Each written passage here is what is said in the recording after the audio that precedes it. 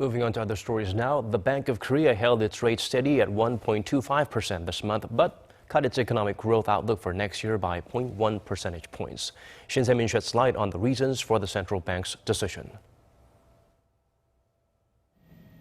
Korea's central bank adjusted its growth forecast for the domestic economy next year to 2.8%, down from an original projection of 2.9% released in July. But it kept its growth outlook for this year untouched at 2.7%. This year's figure is shy of the government's target of 2.8% and its goal of entering the 3% range next year. The change in next year's forecast comes as the bank projects there will be downward risks, but also the potential for improvement. Next year, there are factors that may help the economy recover. Once commodity prices pick up, you'll see growth momentum improve, especially in emerging economies.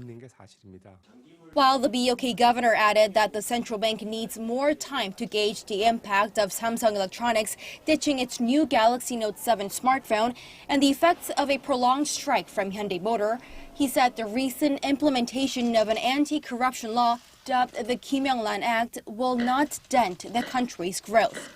With that, the central bank's monetary policy board left its benchmark rate unchanged at 1.25% for 4 straight months. Unless something unexpected hits the economy next year, it's highly likely that the central bank will maintain its current stance of keeping the rate steady, since another rate cut would mean the BOK would need to abandon its yearly growth target of 2.8%. But looming uncertainties like the UK opting out of the European Union, as well as low inflation, still mean another rate move is not completely out of the picture. Consumer price growth slowed even more from the first half of the year, logging a bare 0.8% growth in the third quarter, falling short of its 2% target. That is largely due to low prices in supplying factors like the oil prices, amid slowing global economic growth trend.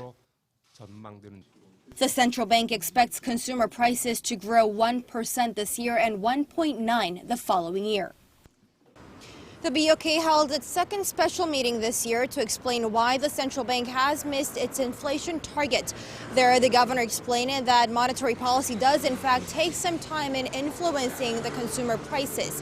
He added that the bank will do its part to minimize the gap and also monitor the prices in the long term to prevent potential economic fluctuations. Shin Se-min, Arirang News.